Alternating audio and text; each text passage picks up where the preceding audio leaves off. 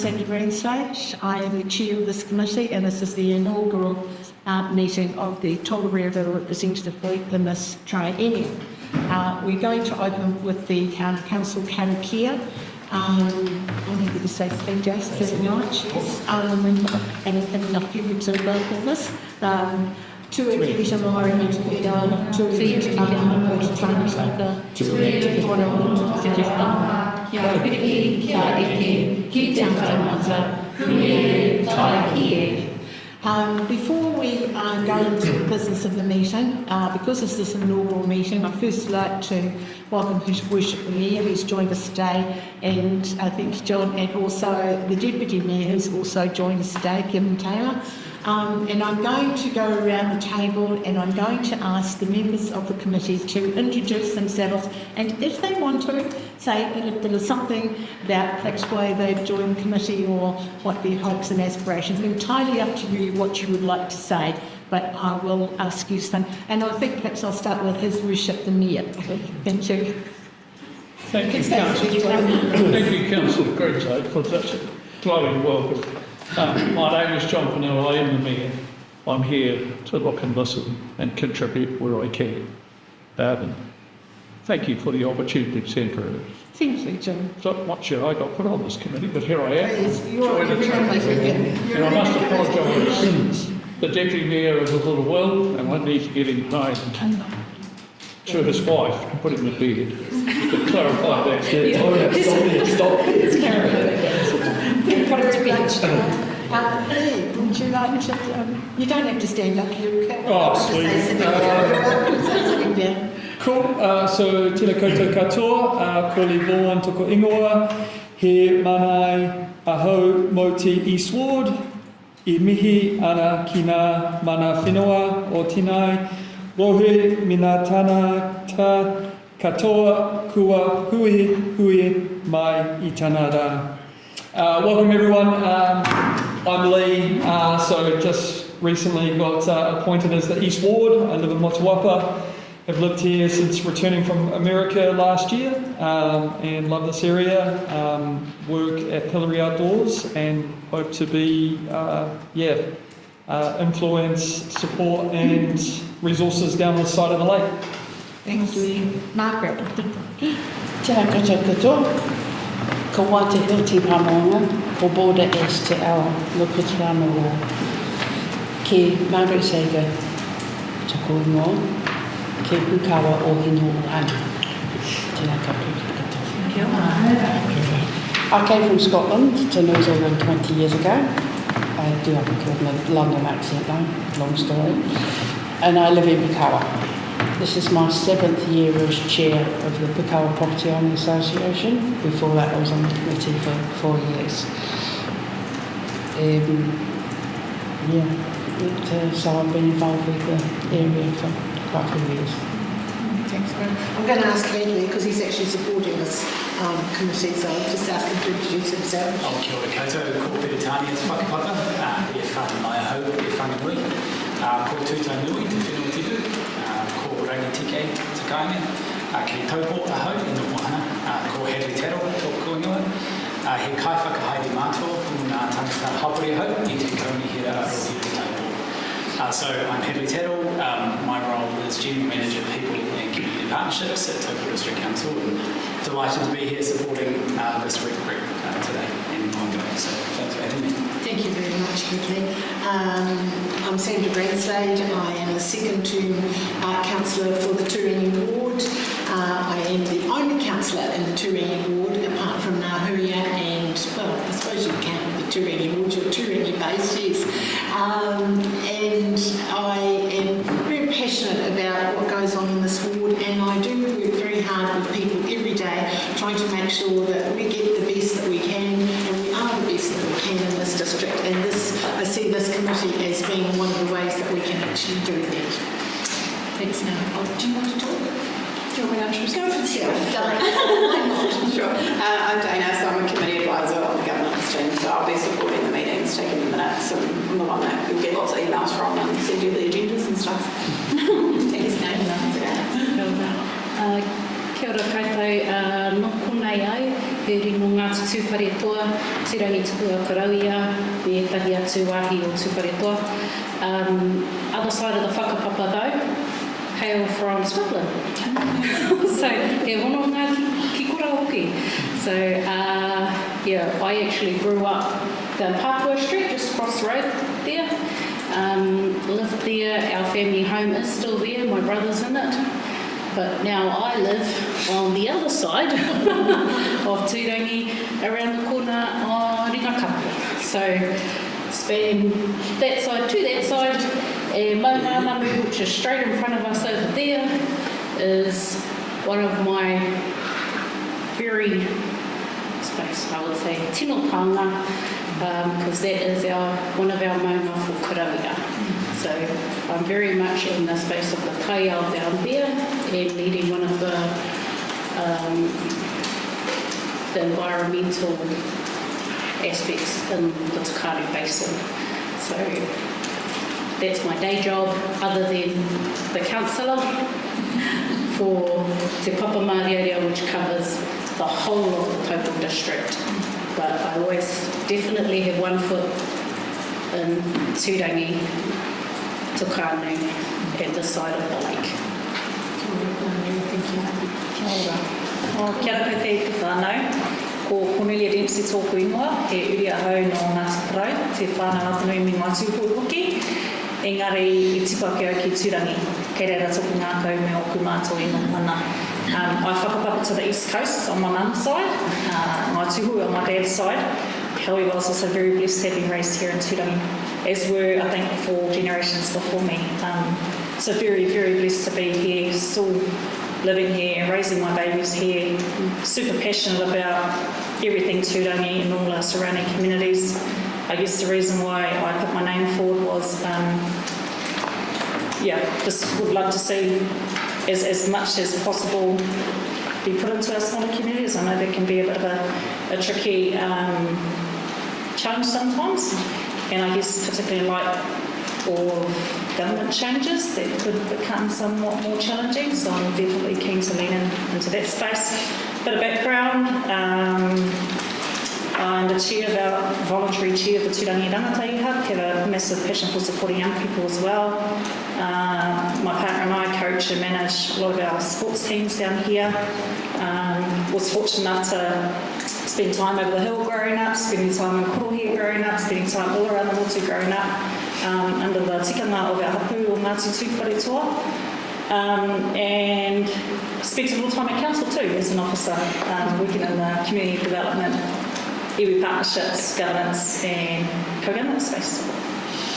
Kia ora. Thank you, members. Lovely to have you here and a really exciting day as far as I'm concerned. Our first role today is to elect a deputy chairperson. We are going to use the B system to determine who our deputy chairperson will be. I would like to nominate Ngāhuia Foreman. Do I have a seconder? Yep. Thank you very much. All those in favour of Ngāhuia being our deputy, please raise your hand. Thank you. I think it's unanimous. Thank you. Congratulations, Ngāhuia, being our deputy. Thank you.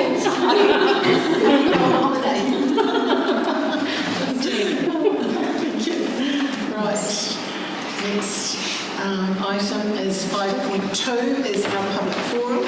And I would like to introduce Steve Sanderson, who is the chair of the Whareroa Ratepayers Association. So he's the sort of the third part of what we've got here at the table. Welcome to the public forum, Steve. Come and sit up here.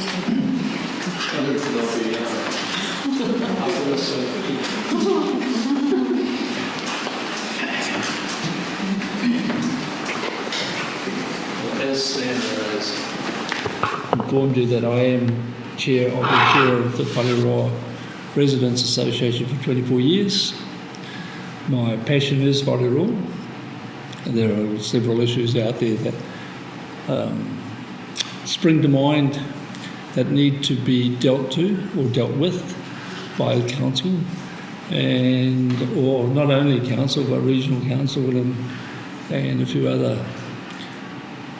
bodies regarding, my focus has been in the last few years is trying to get some action in our erosion problems. That's one of the things. We've been very fortunate to get a new water plant. There's still a few jobs that are outstanding from that, and one of the issues that I do have with council is performance of contractors. I don't think, to be quite honest, in all fairness, I keep a pretty good eye on what happens at Whareroa on a day-to-day basis. And I don't believe, we're being faced at the moment by government and by everybody else to amalgamate. This is one of my passions, by the way, to either amalgamate with our neighbours or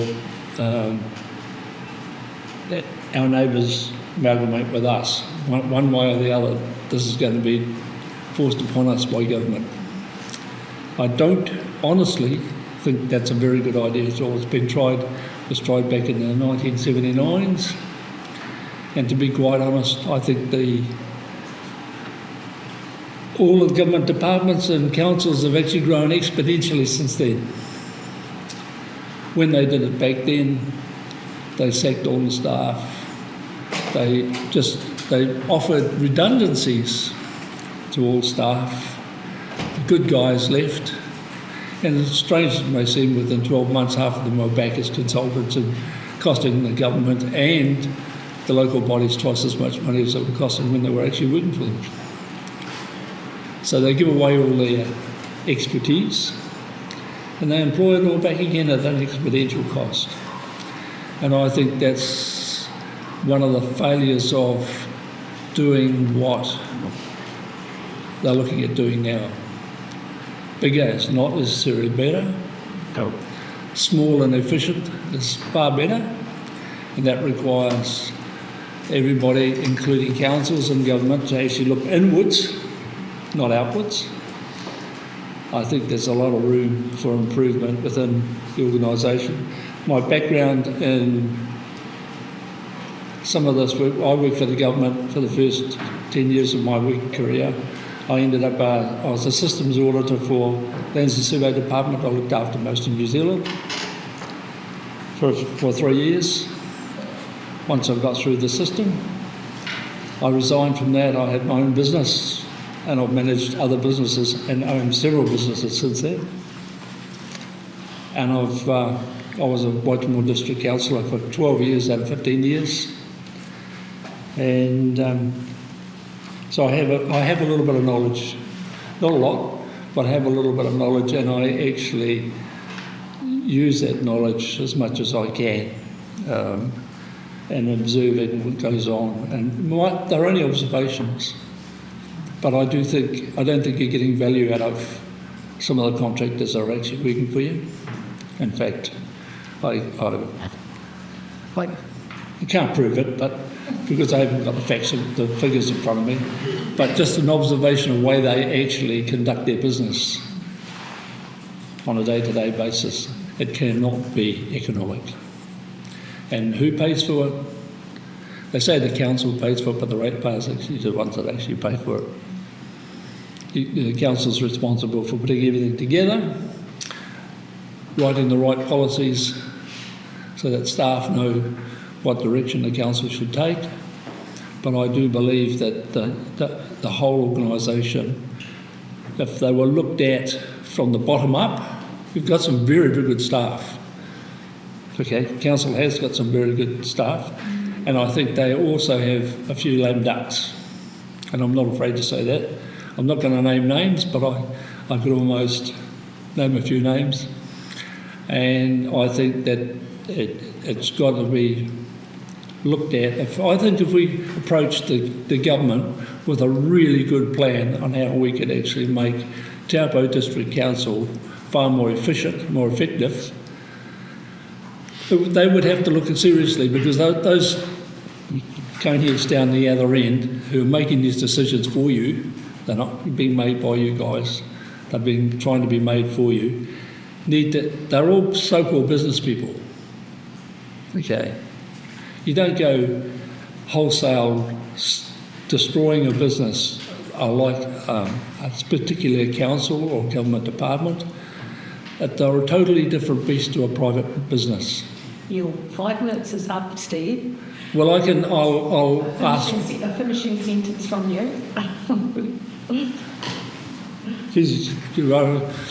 When I leave, there's only another 10 minutes and it'll all be over. Right. Okay. But I tell you what, you need to look at that. I think council seriously needs to look at how it can operate more efficiently. Are there any questions for any of the members that they would like to ask Steve? I have a question, Steve. I think amalgamation is something that's going to happen. How would you see us doing local representation for, say, the Turangi ward in particular? We don't really know where we're going, do we? No, this is we're true. going to be, if it goes to Rotorua and they end up being Godfather, we're going to be out in cold. But we're still going to have some local representation. It's not only we need to be, we're still going to have some local representation, but it needs to be strong representation. That's a very good point. Thank you very much, Steve. Lovely to see. Oh, sorry, Colin, yes. Sorry, just a question of clarity, Steve. Is what you're presenting today the position of the Whareroa ratepayers? No, it's in my own position. And that's just so I'm clear, is that you disagree with the The first couple of things that I said about the water and that is the river thing, but the second part of it to do with the restructuring is my own. Thank you. I meant to actually make that clear, but 5 minutes is not long to even say it. In fact, 5 minutes is not long enough to make it. Excuse my voice. You're clearly passionate about this and have some experience. Can I encourage you to put a submission in to Parliament? Yeah, well, that's my next. Okay. But I thought, Can I encourage you to do something to the ears that need to hear what you've got to say? yeah, I think we all need to.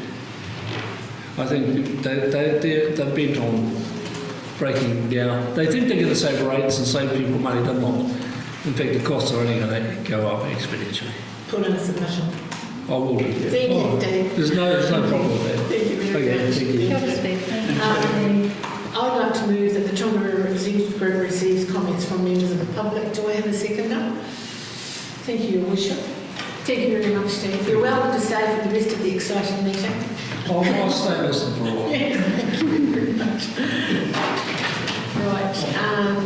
So the next item on our agenda is Dana, who is going to talk to us about the actual group itself. Thank you, Dana. Thank you. This report basically just provides some helpful information about the RIP group and also council. The key contact for the RIP group is Hadley and also myself for anything governance related, as we talked about. The RIP group is required to adhere to the council's standing orders and code of conduct, and the report just got sort of some main key points for both of those documents, but also links in there if you really want to read it all. If yourself or members of the public also have any sort of issues around the district, so operational stuff, so roaming dogs, fences that need doing, mowing or anything like that, then you can also get in contact with us through one of the various options that are also listed. And you can tell the community that, and then we can sort of action that. And that's pretty much it. I'm happy to take any questions. If there are any. Do any members have any questions of Dana? When you look through the agenda, there is a lot of stuff in there. We're not expected to know all of it in detail, and so Dana and the staff are the people to reach out to. As councillors, we do that all the time. Yes, I'm just having a look through because I did have a couple of notes down here. One of the things that I wanted to say, thank you Dana, was that we've got the different ways that you can access the customer services.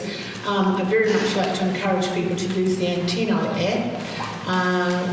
the Antenna Act does two things. First of all, it allows you to take a photograph and immediately upload it to the council site. And secondly, you actually have a record of the service requests that you have put in there, and you can actually go back and check yourself. So those other ones all work, but my personal experience is that the Antenna App actually works the best, and I've done my best to try and encourage the community to use the Antenna App as well too. So that's the only thing I would say. Would anybody like to ask Dana some questions at all about anyone? Any comments? Are you leaving? Thank you very I much. wish to offer my apologies. For us, I feel a bit bad, but I need to look after Yes. the Deputy Mayor, who is, I feel, slowly losing his voice. Not a bad thing, he said. Thank you very much for coming. I really appreciate it, and all the best for your recovery. But I'd just like to say thanks to all you people for putting your hand up and volunteering to be on the red group. It is appreciated. We do need the feedback from you all. Thank you. Thank you, John. Thank you very much. Thank you. Sandra, Yes, Lee. I guess I'll just wait for the agenda to play out. I've got a lot of questions, but happy to kind of see it through to see if they But can is there anything you'd just like to ask now? I mean, this is the forum to ask it. This has been recorded, and it will be uploaded to the council's website, and it's amazing how people look at things and think, oh, I've always wanted to ask that, you know? It just, you know, sometimes it's a simple questions that people do want to ask. If there's anything in particular you'd like to ask, Dana, feel free. I feel like the community I represent doesn't feel informed about what council is doing to be proactive to have communities on this side of the lake thrive. There feels a disconnect, and so I guess my question is, like, what proactive initiatives are you guys planning on implementing so that Motuapa, Pukawa, Kuratau, Whareroa, Turangi, the feeling that I've anecdotally gotten from our community is that it feels neglected. But I also assume that council have an impossible job of governance, and so would just love to go back to my community with some tangibles of what is council doing for this community. Hopefully that's one of the things that this rep group will be able to do, that we will have updates from staff, and they'll be talking specifically about the areas and what's actually happening on them. I, as councillor, do my best to try and keep people informed with what's happening up there, and council themselves do that, but certainly if you see any gaps, that's perfectly appropriate for you to speak up. Oh, for sure, but I guess the question is, what is the proactive steps like relating to the long-term plan as to how communities are going to be resourced down here? That is a matter for councillors, and it does have to go to the council table, and that will be one of the things that we'll be working on over the next year. There you go, the next year, yeah, feeding into the long-term plan. But be mindful that this long-term plan is probably only for 3 years, not 10 years, because at the end of 3 years, as we're all aware, life is going to change. So yeah, it's going to be a little different to what it's actually looked at before. But I know us as councillors will be very mindful of what we can do for our communities in that next 3-year period. Yeah. But dare I say how much we can cram into the next 3 years, yes. If I can tag on to that, it seems like the handbook's been kind of thrown out the window on us. We've got a lot of change coming through. Trying to juggle that alongside the short time frames we have is, it feels like a pressure on councillors. I'm sure staff probably think, oh my God, in a nice way. But it is a bit of a juggling act to try and work out what are the ones that really need to be communicated out and seek feedback on. I get a feeling that, you know, we still do have community consultation, that the team comes around and does try and get to this end of the lake quite often. We have the same people probably coming to those though. So it is, if there are ways of, I suppose, tweaking what is currently being done, it would be helpful to know those. So it's that, as well as helping us get the message out, I guess, on when we are down here to try and get people to come to those would be good. Cool, because I look. Sorry, Cornelia, you. Oh, it's sort of similar nature to yours. So you carry on and I can jump in. Because I guess what I was excited about was the initiative of strategic planning relative to the area, and then obviously with the news of the amalgamation of different councils, that kind of put everything on a backdrop. I guess my question is, can we still, in conjunction and in collaboration with council, keep that process going? Because I guess I think locally is the most effective way to serve community. We will adjust and do what government tells us to do, but also to Steve's point, making sure that we're pushing back and actually hearing what the community says. So yeah, I guess my request is, can we continue with the strategic planning, and can that serve long-term plan for the Taupo region? I think that's a good segue actually into the next report that we're going to have. But before I do that, I'll move that we. Sorry, Sandra, through Oh, you, Chair. sorry. Can I just I didn't see you. Go on. No, all good. And thank you for Ngahia and Sandra for addressing those points around engagement in terms of keeping us informed. But yeah, my part-time was going to be very similar, and I was wanting to plant a seed very early in this term, or our term on this rep group, is there has been, I guess, examples of this happening in other forums, including the Turangi Co-Governance Committee, is that, yeah, I want to add value to this kaupapa in a strategic way. And I want to understand what the needs and views and opportunities are of the communities that we are going to be serving moving forward. So I would love if we could be resourced to be able to understand what those views and needs are, irrespective of who's going to be our parent council or whatever in the future. I imagine those needs and wants and aspirations are going to remain the same, right? So what's the harm in us having those conversations now, gathering that insight so that whatever the future looks like, it is just a matter of plugging those into the long-term plan that may hopefully source it with Taupō District Council, in my view. But yeah, that is certainly my preference too in terms of the contribution I bring to this table. Thank you, Sandra. I'd like to add into that as well. I've been saying for a lot of years to those up there, come and talk to us, discuss what we want and need down here. Don't just decide and come and do it to us. We're different communities down here, and we want to work together. We don't necessarily want what's up here. We want things to suit us. Yeah, and that's community wide. But obviously, I'm privileged to be the Māori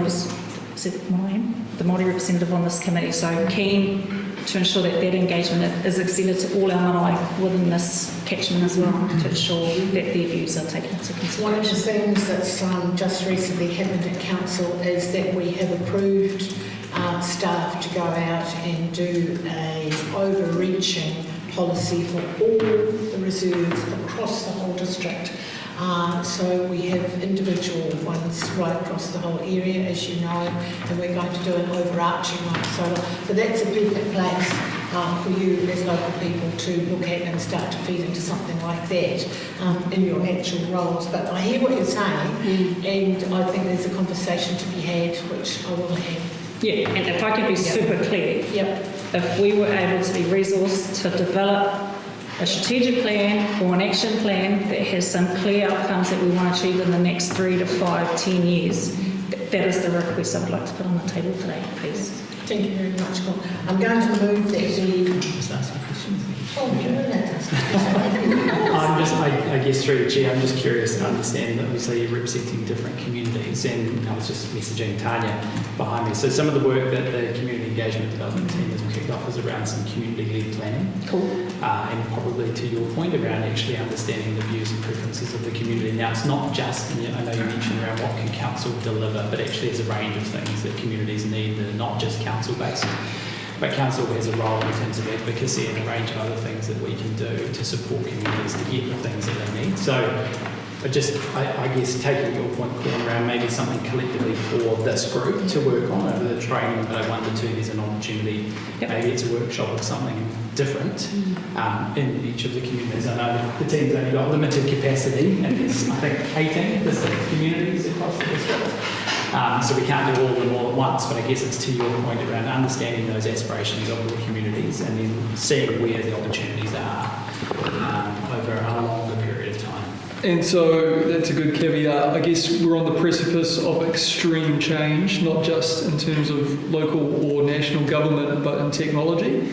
And in my workplace, we're getting excitedly overwhelmed with its capacity to amalgamate all this administration work in a very quick way, recognise that you've got a small team. But how is Council adopting the potential of AI to take the lengthy work off this so that we can get organised and go straight to our constituents and take care of them?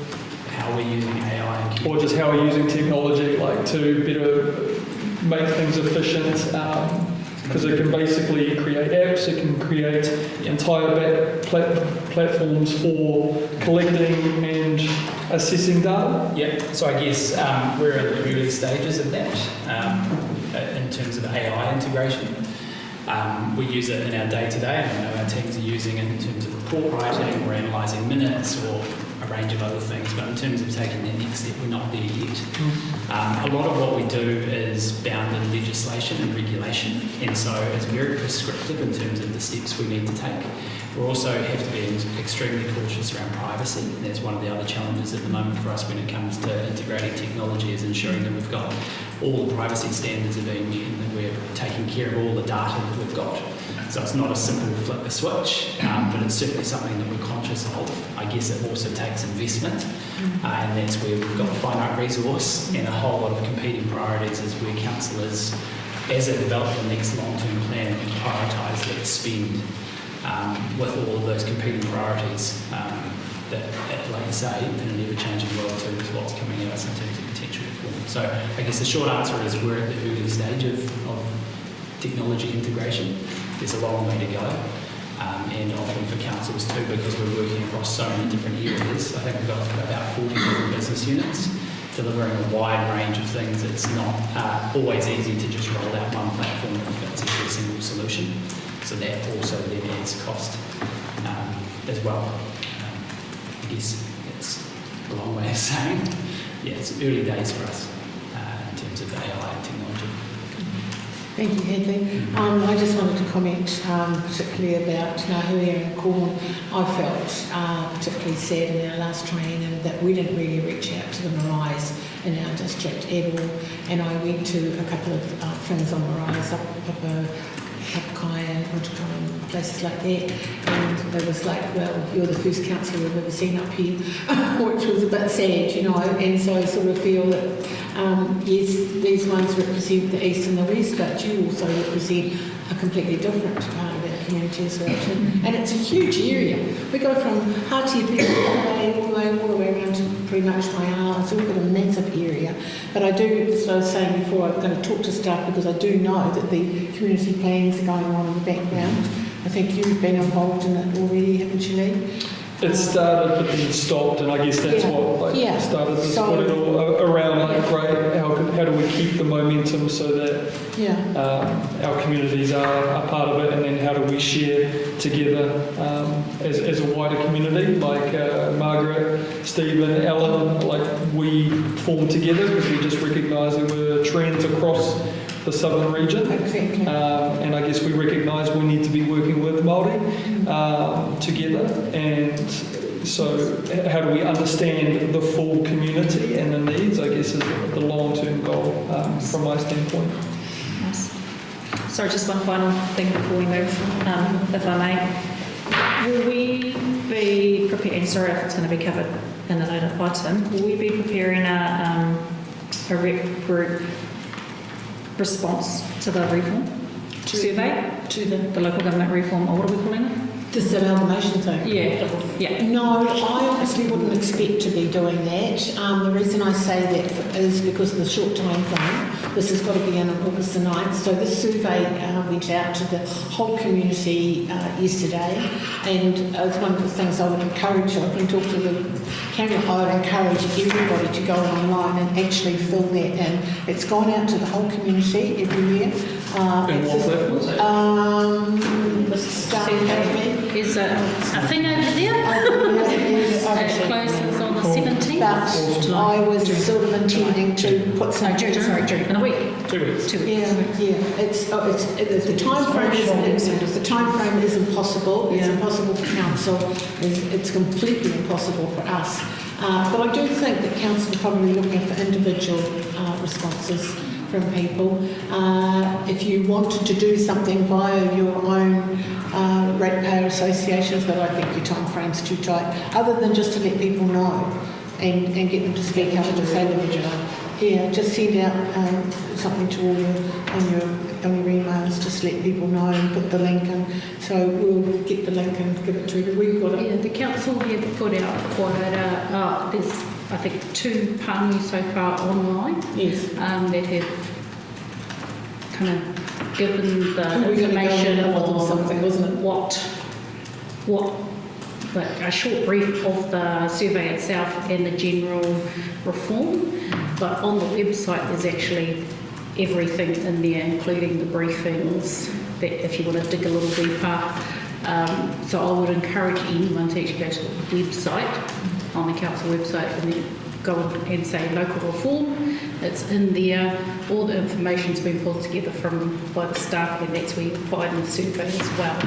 So I had a quick skim, and naturally it's hard for council to have had the time to undertake an analysis around the pros and cons of amalgamating versus staying on our own. So it's a little bit tricky to kind of have an opinion so early in the piece, but would it be helpful if as individuals we simply said for the councillors, no, we're perfectly fine as we are. Not perfectly fine, but I suppose I might just yes, because effectively the message that's coming through loud and clear is if you don't put in a proposal in the Head Start process, which is that 3-month window, we have to put something in on the 9th of August, and that's your kind of one wish list of what you would like to see. It doesn't mean that's actually it's going to be what happens, because then it still has to be approved by the government.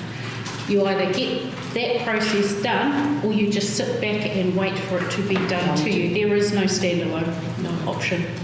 It is either you do it or we'll do it to you. And that's been quoted by the ministers literally. If you don't, we will. So we have no other option. I suppose we could declare independence. But apart from that, we don't actually have an option, no. Is there more power representing collective communities, which I think is dangerous in that short time, or is it more just number of people that write submissions that is more powerful? I don't think it will make any difference in this particular case, correct me if I'm wrong, but I think really what we want to hear is from the people, everybody. I think there's 2 different things there though. You can always, and please do so, put submissions into the government directly, because they're the ones pushing these reforms. We're not saying please do them to us. But the survey is what we need as councillors in the council to help guide what are the community's priorities. Knowing that we will have to do this, what are the priorities of the community for us to take on board when we go to say, okay, here's our proposal. So what is it that you want us to prioritise? Which brings up an interesting point around the survey that did go out about creating this group. I didn't see the results that came back because there was conflicting information that this was just going to be disbanded. Obviously it's happened, which is fantastic. But I didn't see the actual results and analysis of that community survey that came out? We got the results at council. There were 440 responses, and they went through quite clearly that Mangakino and Turangi wanted to retain their rep group, and I think there were quite a few people in the area as well who said, well, it didn't really matter as long as they connected with council, and that was how we ended up with the 2 separate rep groups and community forums which they've got in the rest of the district. So we saw those, and the decision making was based on those surveys. But this is out of our hands. That was council, that was us. We were able to make that decision for ourselves. The only decision, as Nahui is saying, is basically who we go with, or if you completely disagree with it, you're completely correct, Nahui, you contact your MP or members of Parliament. That is the alternative if you don't agree with it at all. But they've been fairly firm on it, haven't they? And we have had DIA, and it's not us, of course, it's everybody in the country. So our Mayor and our Deputy Mayor and our CEO are having conversations right across the district, all around. And when we look at our map, we can pretty much talk to everybody, really. Yeah, I guess what I'm struggling to fathom is, without knowing, you know, our subject matter experts' view or council's view on who would be a good neighbour to partner up with. Like, you know, how do we know as individuals what to submit to the survey? We could submit something that's in contrary or conflict to what's going to be good for Taupō District. I don't know if we're actually just going straight into the solutions. We're wanting to know what it is, I guess. We want to prioritise as a region when we go to measuring up those options. Because let's be very clear, there are no options on the table currently. No. We're still doing our homework and doing the speed dating to pull even what the profiles look like of the different options. So don't worry about what's on social media other than what's on the official Taupō Council page. Maybe the mayor's page as well, he'll probably communicate it. But if it's not on there, it's not an option. So there have been other councillors from other regions saying Taupō is our option. No, unless it comes out officially. No, who is correct. If you go to the survey, there's a list of 5 different things which council have put together and felt that they were the sort of priorities that we would be looking at. And you're asked to sort of, you don't have to order them, you can make all of them important if you want to, but you can prioritise them however you want to. And there are always space in the boxes to write whatever you want to say in there. And as you know, Corn, we get all of that stuff. It's always given to us. The submissions, we always get all the submissions and we get to see them. Council collate them for us, but we can go on and look at anything. I think I'll move along from that one. I'd like to move that we accept Taylor's report. Do I have a second now? Thank you, Nahui. Right, and now I would like to welcome Hadley, and he's going to give us some project updates on what's been happening in the district. Yeah, so I guess just a bit of a caveat on these is I'm not the subject matter expert on these things that I'm updating on. Yes, and ask for questions. Come on, AI integrations, right? So I guess we've got a couple that are in the agenda, but I see this particular update as being when there's areas of interest across the committee that we can go away and bring back reports. So if you raise a number of things today, we can bring back reports to you to these meetings, and that's kind of how this report goes. So we just kicked off with a few key things that we know are of interest around this part of the district. So obviously the erosion in Kurito, it's a new thing, isn't it? It hasn't happened before. So I guess a lot of work that's been going on over, many years. And so the team have completed, obviously, some repairs to the structures that have been there, along with revetments. I know we've done nourishment, so it's sand replacement up and down the foreshore over many years. Some vegetation planting, ongoing monitoring, 5-yearly data reviews. But more recently, there's obviously been further engagement with the hapu and stakeholders in the area, and a cultural impact assessment as part of the design and decision making. So I guess it's really finding those long-term solutions, and that's been the difficulty not only in Kurito but actually right around the perimeter. One very simple solution. What was it, sorry? One very simple solution is what, get another level lower. Lower. So everything from pressure would be. Yeah. That's causing all of the damage. Yeah. So I guess we've seen, particularly this summer, elevated lake levels right through the summer, right? Yeah, so yeah, there's an advocacy element there for council in terms of its conversations with Mercury, but in terms of physical works, there's the other things that we can do. But take your point, that lake level is one of the key causes. I mean, prior to the, just jumping in there, prior to the lake levels being this high consistent, we never had erosion problems. There was no damage. My first year there was no damage. It's the lake levels that are doing it all. Come in, get a big storm, high lake. Yeah. So the next one that I think was on there was around the Māori Kurito slip. So council's had a tender out for that work. That tender actually closed today. And so what we've been seeking is some contractors to remedy. There's approximately 4 slip areas on the main road entering into Māori, which I'm sure you've seen. Close proximity to each other, impacting the residents of Koremiko Place and Kamanua Street. So the works will look to include installation of retaining structures to stabilise that whole bank area, and obviously continue to maintain safe access for residents. So I guess, long story short, that's closed today in terms of the tender. The team will be assessing those tenders over the next couple of weeks, and then obviously looking to appoint a contractor to come and do that work. I don't have timeframes on that, given the tender's only closed today, but just letting you know that that's obviously well underway. And then the third one there was around the drinking water standard upgrades. So right across the district, we've had a whole number of Sorry, upgrades. I'm going to interrupt you. Has anybody got any questions on any of those things so far? No?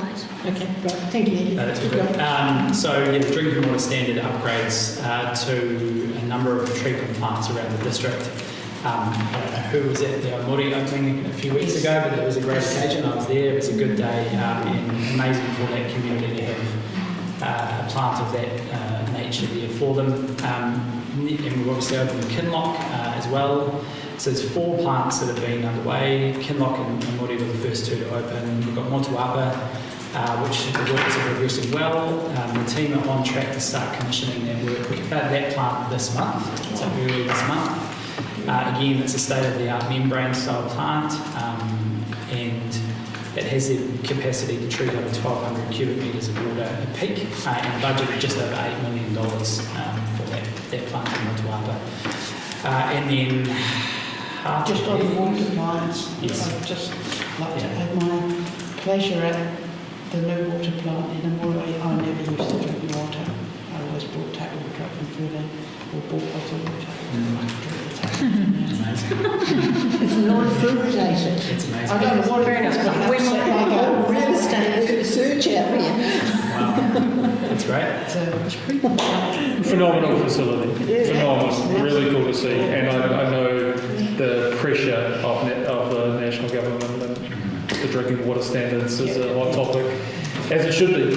Yeah. But it's so difficult with having so many water plants Yeah, we're around very the lake unique. rather than having one big one. That's right, you look at a city like Arms North, they've got one water treatment plant, right? Taupō District's unique in that respect in terms of both our water and wastewater treatment plants, and being very geographically spread, it can be quite challenging. So, amazing amount of work to get 4 new plants. So Hātepe, the geotech work is completed. They're doing the detailed design work, and that apparently is due back in terms of the detailed design in late June. So Motuapa, commissioning work underway this month, and Hātepe will be next. And then 4 new plants across the district in a pretty short time frame.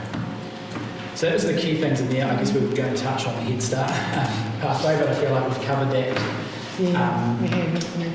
Yeah, I'm just trying to think if there's anything else of relevance. I guess the long-term plan we've briefly touched on. Part of the work that we would normally be doing now, we've had to put pause on because of this Head Start pathway work. So we'd intended that we'd be doing some form of early engagement on the long-term plan. We've had to just park that while everyone kind of gets their head around this Head Start pathway, what it means, what it doesn't mean, and and what the impacts might be. Councillor Greenslade said it might only be a 3-year long-term plan. We don't know that yet. But it's quite possible that it could be the last long-term plan of Taupō District Council. So I guess a lot of moving parts at the moment. It's just meant that work have to happen, because even if there are changes, they're not going to come in until after the 2028 local government elections. So we have to get through to that point at the very least, but just for the time being, we've had to pause that so we can put all our attention into this pathway. So I guess just flagging that the long-term plan hasn't gone away. There will be conversations, but they're just not happening at the moment. Just tagging on to that though, because the team is trying to scramble to try and get community perspective on the Head Start stuff. Currently, the Turangi date is for the market day. So there will be a team there collecting thoughts. So, if you know somebody that wants to have a talk about the reforms, send them to the market on Saturday. There will be a team there.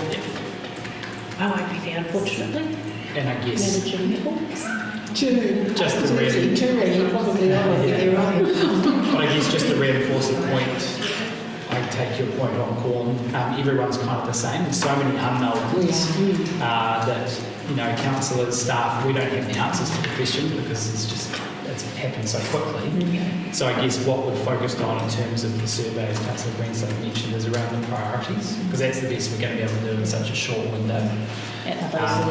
Sorry, So just I can tell you what they are once I get a chance, but in terms of the priorities, is it financial sustainability, keeping decisions local, maintaining relationships with our communities, including iwi and Māori, affordable rates, quality services, local character is protected, healthy environment, urban growth is properly planned, and more efficiency and less duplication. So what we're community asking... facilities? Did I hear you talk about that? Quality services, amenities and infrastructure, so I guess that could be taken into account. And then we've asked the community to rank those in terms of least important to most important. So at least when elected members, as they always do, take on a range of different views and perspectives to understand the views of the communities before they make a decision. But it's all going to happen within a massively constrained time frame, because that's what the government's told the council has to be done. So.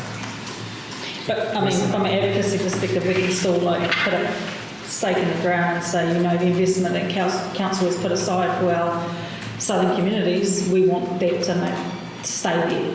Yes, there's boxes for that. Well, I mean, even at this table, not just the survey. No. Keen to do whatever we can to hold on to that investment. It's pretty much the reason for this committee, isn't it? It's why we're existing, absolutely. That's my whole reason for being here. But I would also encourage you to make sure that all your communities that you connect with, that you get it out to everybody that you know, and get it, I think that's really, really important, absolutely, What we don't want is apathy. What we don't want, 150 out of 18,000 people. We'd like to have a bit more than that for a bit of a change. I think that's really important. But going forward, when there are conversations to be had with other councils, if we're like-minded with another council, I'm not saying this is fact, but if we're like-minded with another council, you've got something to talk about if you're on the same page. I think, just through you two and the announcement from the government yesterday, it's probably helpful. Just note that. Just another one to add. So, I don't know if you've seen the government. Have I got nothing better to do? So the government's made an announcement yesterday that unelected members of council committees cannot vote or represent a quorum. So we're still again digesting that because it only got announced yesterday. But you can understand the implications. For example, this is a committee of council. We've got representatives here who are not elected by the community. So we're not quite sure what that's going to mean. But what they have said is that that's going to be included in a piece of legislation called the Systems Improvements Bill, which is already in Parliament in its second reading. And I guess that's probably going to be passed within the next month or so. So it could well be that that's in place by the time we meet again here at this group. They have said that there's a 6-month lead-in process for councils to understand what it means for delegations. It only happened yesterday afternoon. We don't know what the full extent of that is, but just flagging that that's also happening. So on that, unelected people not voted. We were elected in the kitchen. Yes, you are. Which is why exactly. My take is that elected under the So councillors follow the democratic process under the local horses. They know somebody takes it. It's the fourth time lucky. Always have entertainment here, don't we? Just flagging that in terms of understanding implications, not just for this group. It's, we had the co-governance early prior to this. What implications are there? We've got independent chairs of our risk insurance committee, our waters committee. So we don't know what that's going to mean. So just another thing to be aware of. So, exciting times. Yes. Certain change. Yes, the only thing certain is change, you're absolutely correct. No. But you're also not going forward, you're going backwards. So, hopefully we go forwards and we're going forwards together, which is important. That's short, yes, right. Thank you very much. Is there anybody want to ask Kathy about it? Is there any project or anything in the district that you do know about or are concerned about or want to know about? Or and want if to we know don't about? have the answers now, we can bring that onto a future agenda. Anything at all that we're talking The Kawa settlement one. I've had a couple of meetings on site about, because it's issues now. Yes.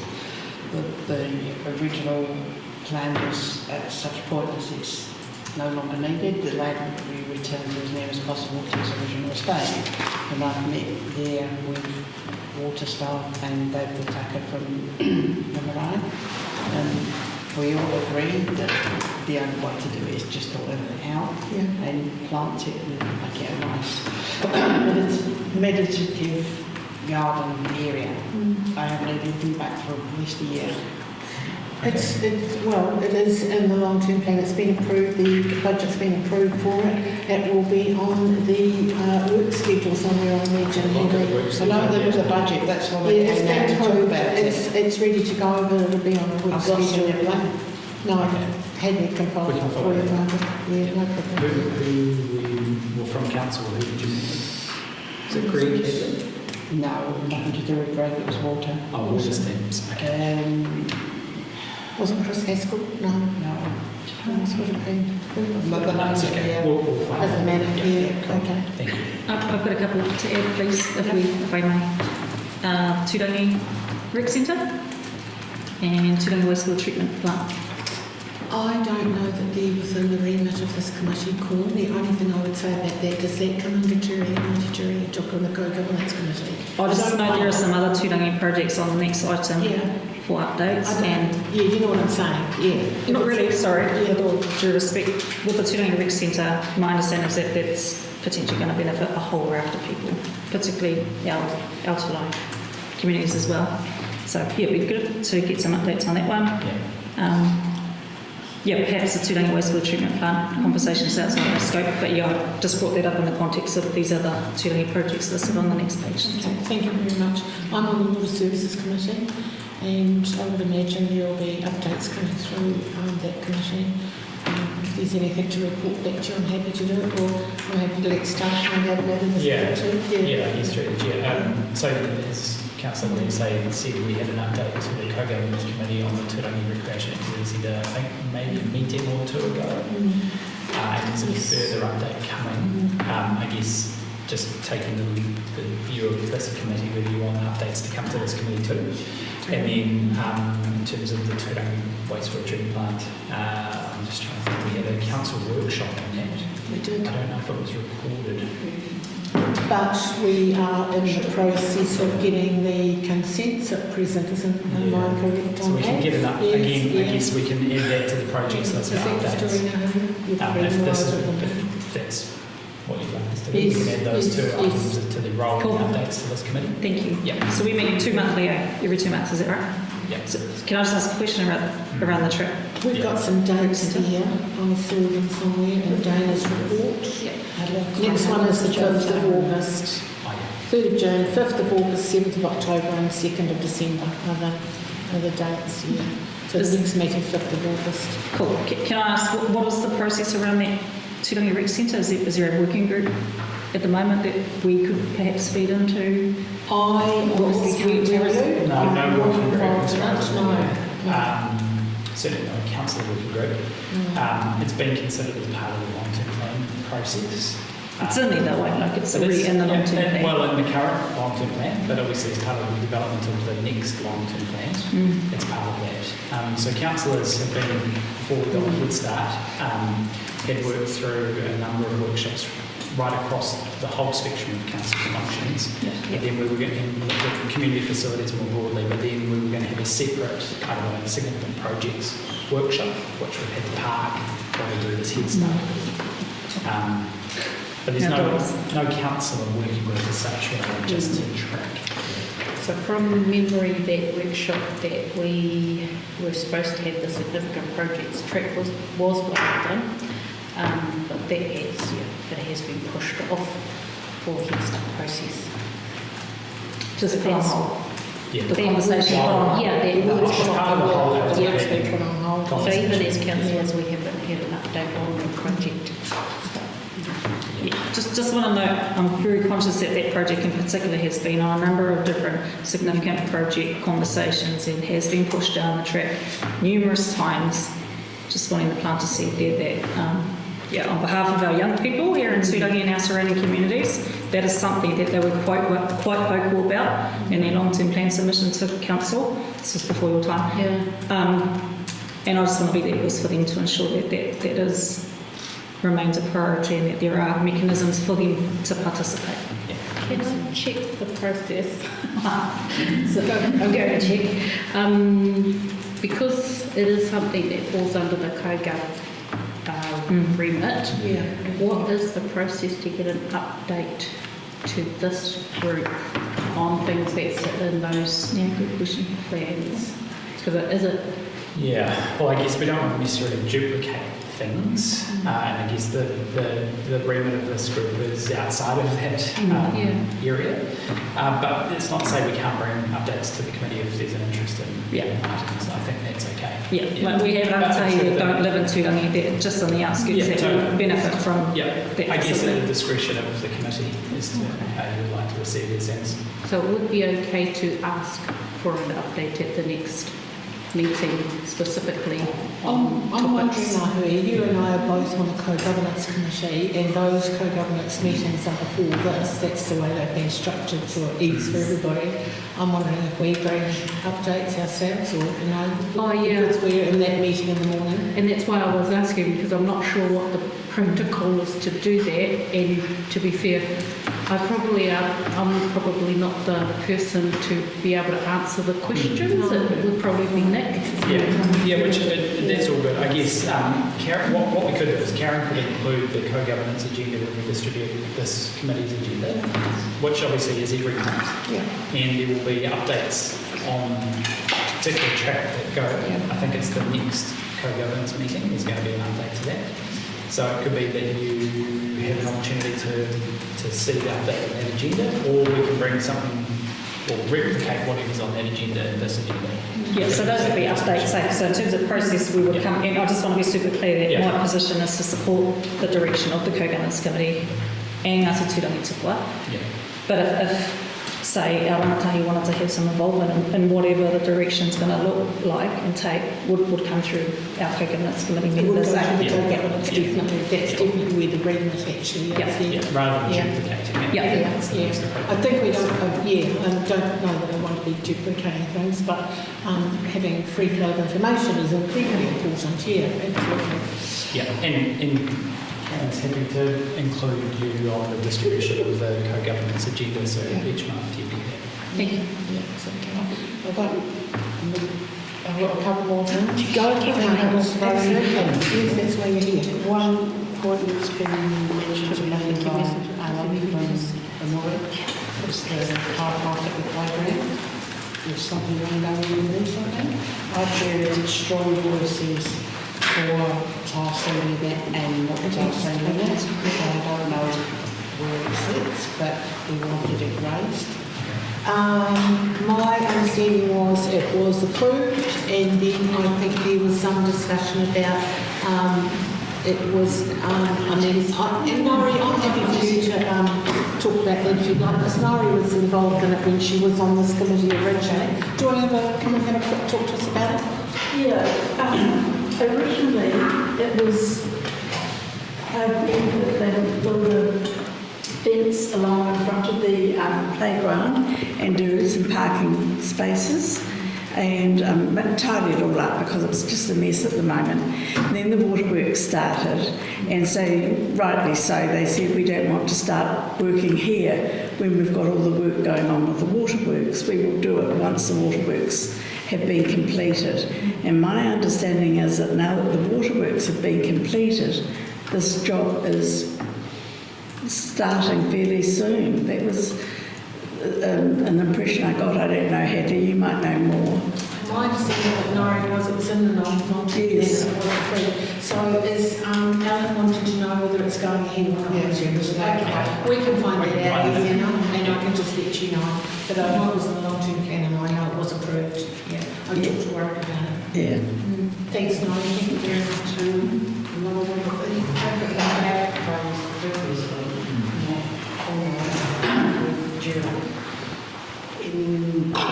In the waterfront of the Coal, there's this big ugly green hut, you know, the green hut at the bottom there. It used to be the pumping station for the church. It's no longer. It's no longer, it's not It's used an anymore. eyesore. Okay. We want it gone. Okay. There is the reason I was given that it hasn't been gone before because there's power in there, so that makes it a bit more complicated. You can't just bulldoze it. The power's got to be dealt with because there used to be the pumping station. I mean, but we've got other thoughts about what could happen here. Okay. So I'd like to talk to somebody about it. Yes, thank you. I'm not going to be a doomsday Richard, but I can tell you getting things demolished is difficult because it costs money and we've got all sorts of things around Turangi that we would like to be demolished and being on the long-term plan before. So don't hold your breath. Well, I know you say that. We know about Don't hold your breath. Yeah, there's the electricity dealt with. It's really hard, but let's see what we can do. It might come under the Water Services Committee if it's a pumping station. We'll find out. We'll find out and let you know. And is there, You said you'd spoken with Julie about it. yeah, ages ago. It's not really Parks Department, but it's in the middle of the reserve, so. In relation, just so I know, so you've got the boat ramp, where is it in relation to? Before you get to the boat ramp, you pass it and right Just to the you can't miss it. You can't miss So it. it's It's a lot. on. Okay, I'm just trying to It's on. Big and green. It's here. Yeah. So it's a great, it's a Ugly, it's a thing. It's From it's time to only, time it is I didn't graffiti. know it wasn't used anymore. Gosh, it means it wrong. It floods when it rains. It floods after that wall. Yeah, it's horrible. Ugly thing. Couldn't use it for storage of kayaks or anything, could you? It's not a space. Oh, it's not suitable for use. It floods. It floods inside too. Okay. Yeah, well, the water's I know, like this far under the wall when Something's happening. Yeah, exactly. Sure, find it. Can I have? Oh, can we keep going, Margaret? I whispered my ear. Yes. The policy on removal of blackberry. Depends what land it's on. It's a noxious weed. What land is it on? Why does it All matter? sorts of land. Because So there's it just different- spreads from one to because another. There's different policies on different bits of land. If it's on dock land, you can't touch any flora on dock land without permission. If it's on Taupō District Council land, then you approach the council. And that's the official answer. Isn't it, Henry? As far as I know, yes.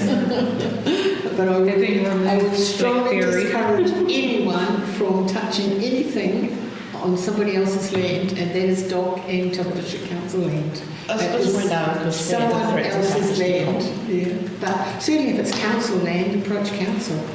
And council, I think, are willing to talk to people, but dock have different policies. Might be a different person to talk to. Can I suggest Doc be in this group so that we can... No. Definitely not.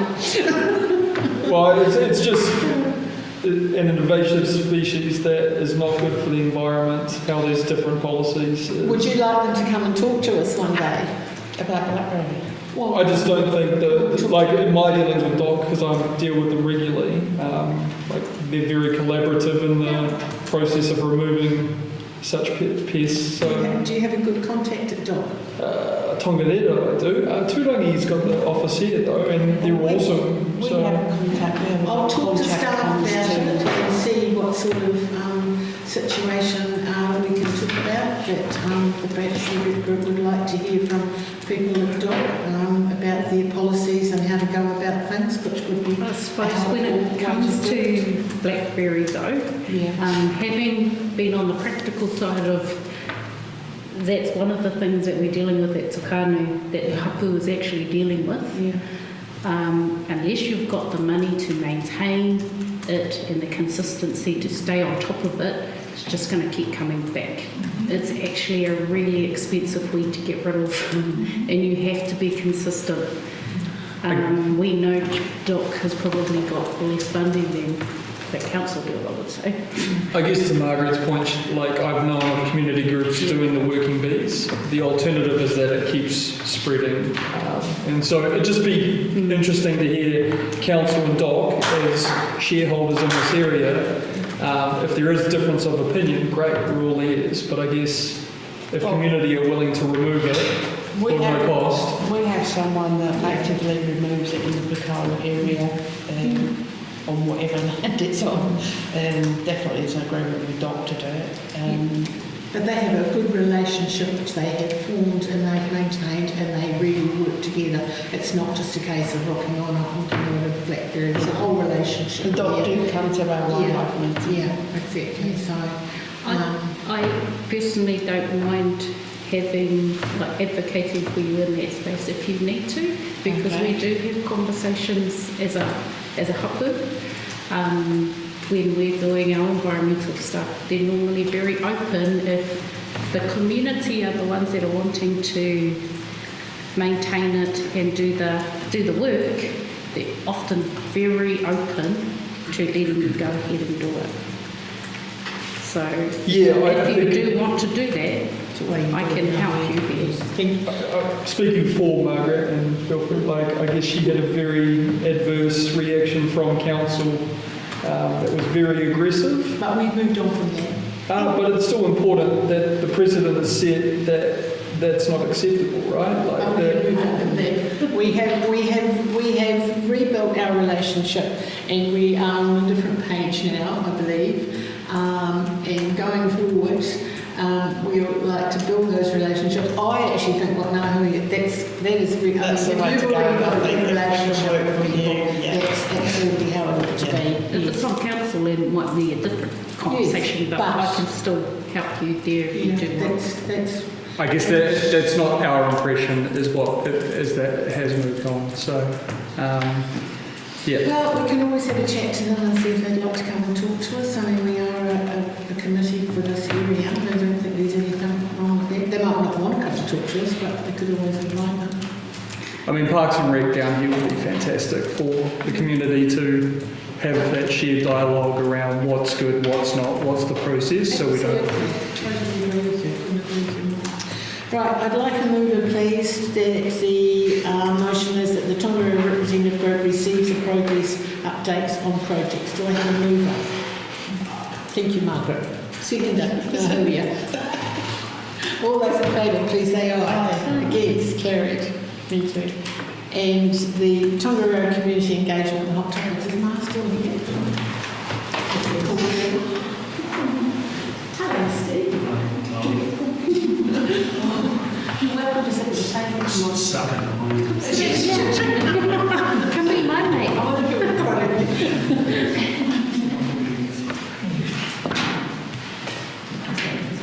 Do I have to sit there?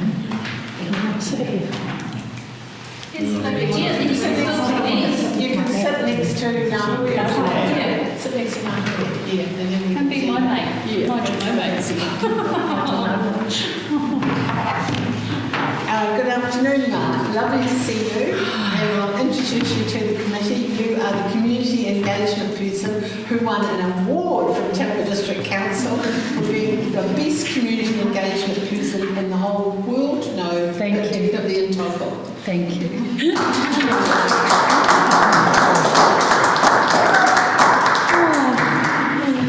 Kia ora koutou. I'm really conscious that list. Some of you have already covered off on them, so which is good. I can probably keep it a bit shorter than planned, but as this is the first hui, there are a few things that have been on my radar that have happened that I just thought would be important to share with this group. First one being the Turangi Reserve Management Plan, which seems like such a long time ago that this was adopted, but as this is your first hui, I'm sharing it because I was a part of that, and it did happen earlier this year where the council approved and adopted the Turangi Reserve Management Plan. So you may or may not be aware of this Reserve Management Plan, which exists, of course, for the reserves within Turangi, and believe you me, there are a large number of reserves in this area. So the initial process to update the plan was actually started in 2016, believe it or not, and in 2018, yes, it was put on hold while the Mana Whakahono Arohe agreement was established. It was then picked up again in late 2024 with extensive engagement which was undertaken throughout the Rohe, which I was really happy to be a part of. And of course the Reserve Management Plan is a partnership plan which was created by Ngāti Turangi Tukua Charitable Trust and TDC, and it is a key outcome of the Mana Whakahono Arohe agreement between Turangi Tukua and TDC. And I just wanted to give much acknowledgement to Kara Scott from our policy team who led the project and did an absolutely amazing job, and again I really did enjoy being a part of that. Mark, I'll interrupt you here. I'm just going to say if people have got questions on what Mana's talking, just ask at the time. Yeah, we don't have to go back to the beginning if you've got specific questions on each item. Thank you, Mark. Kapai, thank you. Next hot topic on my list is the Turangi toilets or the Turangi wharapaku. So again, I've been part of the working party with that alongside Pete Bradshaw and a number of other people, including Clint Green, who's our community representative there. And we all know that this has been a long time coming, but honestly it's moving along, believe it or not. Concept designs for the new toilet building, which will be in the same place as where the old toilets were, have been approved by the Turangi Co-Governance Committee, following a series of co-design workshops with the hapu and community representatives. The new amenity, of course, will replace the former toilet block, and it will include 6 standard toilet units and 1 accessible unit. It's going to look amazing. Wish I had some pictures to show you, but I don't, but that's okay. And of course, the facility is being prefabricated off-site and will then be transported into Turangi. So when the old toilets come down, people might wonder why things are taking so long, but actually it will happen pretty quickly. So we are very excited to get the first flush on those toilets, believe you me. Civic education. So our engagement team have been very busy planning and delivering workshops throughout the district over the past couple of months. We run workshops covering topics such as local government versus central government and governance versus operations. And the students have genuinely enjoyed learning how council works. It's really interesting to note that actually when we go into the schools, we feel like we're just teaching the kids some stuff, but once they leave the room, the number of teachers who come and say, I never knew that. So it's definitely worthwhile doing. The workshops, of course, are designed to help people. I did have students, but it's not just students, understand what the council does and why this matters. We explore decisions and how they are made, and basically encourage participation and curiosity with the kids. And we keep it really short and sharp, 30 to 45 minutes, because that's really all they want to give us of their time. We're set to go into Te Hirangi and Tongariro schools next Wednesday, the 10th of June. The workshops, as I said, aren't just for schools. We also are trying to encourage any other community groups, committees, or anybody else who thinks they might like us to go in and deliver a session. we're absolutely open to that. We basically want our communities to participate and engage on topics that matter. And if we want them to do that, then obviously we need to remove barriers and help them to better understand what it is we do. So that's our civic education stuff. We've got Matariki coming up, and pending support from the Hapu, our local group of volunteers, the amazing Turangi events team, along with support from TDC staff members, which is namely myself and Antoinette, which is great. We're planning to light up our town again for the Matariki celebration on the 10th of July. At this stage, our plan is to start the day off at 6 o'clock in the morning with karakia and a light shared breakfast outside Safety HQ, which is in the Turangi Town Centre. And we're then looking to follow this up with a disco, which the Rangatahi Hub will lead. That will be at 4 o'clock in the afternoon. And then, of course, the ever popular night markets in the town centre with food stalls and entertainment from 5 p.m. And that is always huge for Turangi. Our local radio station have stepped up and said they would like to be a part and do all of the emceeing for that. So we can already kind of see a great vibe building there. But once we get the green light, you will start to see posters and social media stuff going out everywhere, just giving people a heads up for Matariki.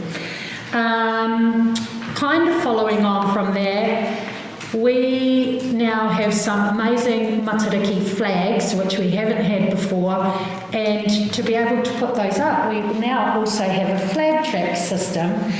Some of you may have noticed that we had Anzac flags flying a few weeks ago. It was so nice. I really do want to thank Sandra, I think I did mention it at our last co-governance hui, for being such a big driver in that space, for getting those flag track systems installed. To be able to put flags up in the past, some of you may not even know, but it was a big mission. Having to get cherry pickers, having to have bloody traffic management, it was a big deal.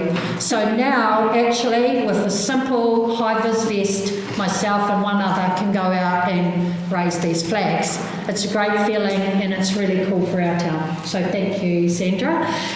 So you will see Matariki flags flying from the 1st of July. It's kind of already been mentioned, but we also had the opening of the Māori water treatment plant. That was on the 7th of May. It was very well supported by not just the Western-based communities, but also from others. Lee, you were there. It was nice to meet you there. And it was really nice to be able to share that and share some lovely morning tea, which I hope everybody enjoyed. It was a really great morning. Long-term plan that's been talked about as well. I don't think I need to share too much of that. End of story, pretty much at the moment. A big one for us, and I was really disappointed that I was away, believe it or not, at the Bluff Oyster Festival. But we had Youth Week happening while I was away. That was led by Real Youth Services, and as TDC we supported the event, which ran from the 18th to the 22nd of May. The theme this year was Your Voice Matters, and as part of our support we went into both Tongariro High and Te Papamārearea, shared some of our civic education corridor with the kids, who were all apparently very engaged and interested. An after school session was set up at the basketball courts, which again was a huge hit, with basketball competition, lots of games and activities, some prizes and sausage sizzle, and the kids loved it so much they did ask if we could do that every week. The team did notice how many of the kids, especially at Te Papamārearea, were interested in current politics, with some very interesting opinions and feedback on what they were seeing and hearing. And again, this is the kind of stuff that we want to be encouraging and supporting. We are yet to collate our feedback that we collected over that time, which will be reported back to the councillors, but I can share that the approximate number of people that we engaged with, especially rangatahi, was around 250 on the day. So again, I do want to thank you, Ngāhuia, Councillor Foreman, who supported the engagement team on the day, as well as Cornelia, who was here but has now left, with their support and koha from Genesis. So ngā mihi nui kia korua. Thank you, we appreciate your support always. This one I've kind of left till last because it is my absolute gold nugget right now, and it's the Turangi Men Shed. So the Turangi Men Shed presented itself to me at a hui back in 2024 when a couple of lovely men asked if I could please help get something set up. It's definitely been a bumpy road with many barriers, but we've finally cracked it. On May the 6th, the Turangi Men Shed signed a lease for the old shower garage out at Takanu. On May the 20th, we became an incorporated society, and yesterday the power was connected. So huge milestones, much happiness, not just from myself, but also a bunch of retired tradesmen who have hung in there all this time. They've remained positive and super keen to get into the space and start fixing and making stuff. There's been a number of well-supported working bees to be able to clear the area, fix rotten doors, leaking roofs, all kinds of stuff. But to get the power connected, they'll now be able to achieve a lot more stuff in that space in a lot less time. There's been overwhelming support from Genesis and the Lines Company. It's been a game changer in this space, and of course the men are truly grateful. Tūrangi Rotary I also need to mention because they have been one of the biggest supporters by providing an umbrella for the group to sit under while they've been able to get their own identity set up. This of course will be an amazing space for our community, our rangatahi, who we're hoping to be able to try and do some training stuff with them. Most importantly for our men and their mental health and well-being. It will also be a space for our wahine, our ladies, if they're interested, which I'm sure there will be. And finally for me, to be able to pass the reins over and to move on to my next challenge. But I'm super excited for what that place is going to become. Waiata Wednesdays, I also just wanted to share this for anyone who might be interested in joining us each week on a Wednesday from 8:30 till 9:30. We sing harmonious tunes at the TDC office on Ngā Waka Place, and we do welcome everybody and anybody to come along.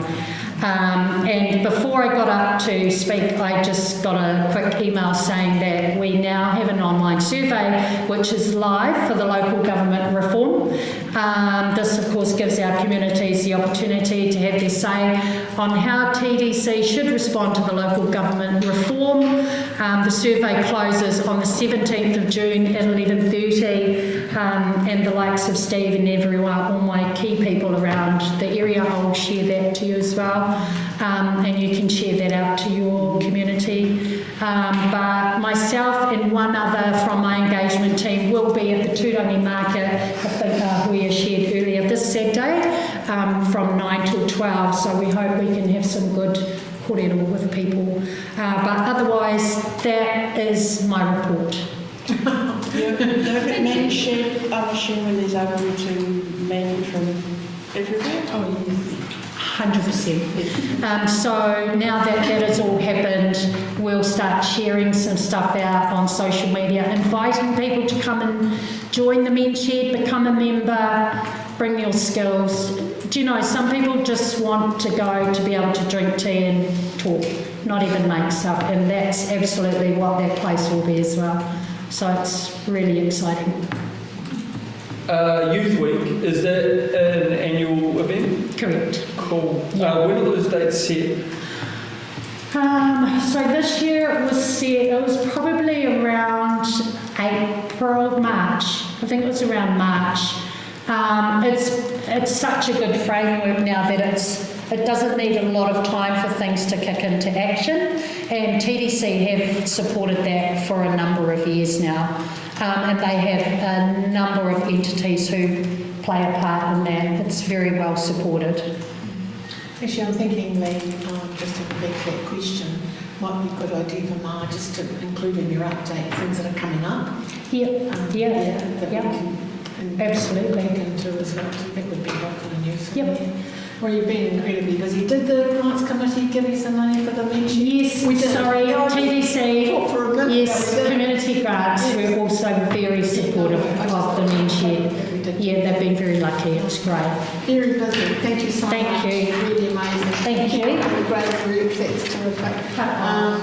I would like to move and please that the Tongariro representative group receives the information contained in the Tongariro Community Engagement and Hot Topics report. I have a mover, please. Thank you, Nahoya. Secondly, me. All those in favour, please say aye. Against, carried. Thank you very much. Members' reports. The members' reports, and I'll just talk about this for a minute. The members' reports are about what you've been doing in the community, things that you've been involved in the community. But I also think for this rep group, because it's only meets every 2 months, and you have got things that you would like to perhaps bring to the table. Today we've actually shared a lot of those in the course of our meeting, but this is also things that you perhaps might be concerned about, that you would like some reports back from for the next meeting. That's also an opportunity, I think, in going forward in this space to do that in this particular part. So perhaps I'll start with you now, Hui. You're well used to these reports by now. Yeah, so Youth Week was like the big highlights, I guess, of some of the engagement down this end. But my focus over the last few weeks and coming weeks, that sun is really bright, is actually trying to get around and just having conversations to let people know about the reform. So while the council doesn't have any specific solutions or anything yet, it's interesting to see who knows about the reforms and what is going on. So if there are groups at this end of the lake that are coming together and would like to have a conversation about the reforms, I'm more than happy to come in. Live down this end anyway, and I'm sure Sandra will probably be quite happy to jump in too. So if you do know of any hui coming up and you would like to have a conversation, let me know. I'm more than happy for you to come. That's great. For us to come out and talk, not that there's much. Thanks, talk Nadia. about Thank you very specifically. much. I support you fully on that, yes, because it's just come as a bolt of lightning really for everybody, and we've got such limited time. Thanks, Mike.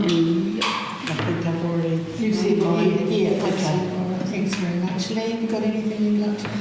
I just realised I've asked a lot of questions today, and please excuse the ignorance. I guess my hope is that we can create structures to come here a little bit more efficiently, and so whether we meet on the off month, and just so we can come organise, send you guys the agenda items, because I'm very ignorant, I'm still relatively new to the area, and I guess we're very passionate about being there for what our community want. It's been an interesting process, so it's been really cool listening of all the updates, and I think it's something we might not be aware of within the community, and so passing that on will be hopefully engaging. We'll see.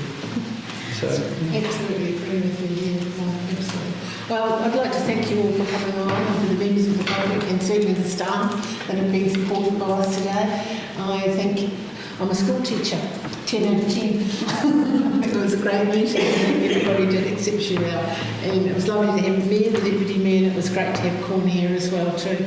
So we will close the meeting with... I have to move that, or I will move that we receive the members' report. Do I have a seconder? Thank you, Margaret. All those in favour, please say aye. Aye. Carried. And we will close the meeting with our closing carrick here, and I'll go back to the beginning. Do you have it on your sheets in front of you here? I've got it on. You do? Oh, gosh. I should mark it right out. Here we go. Thank you. Kia wātea.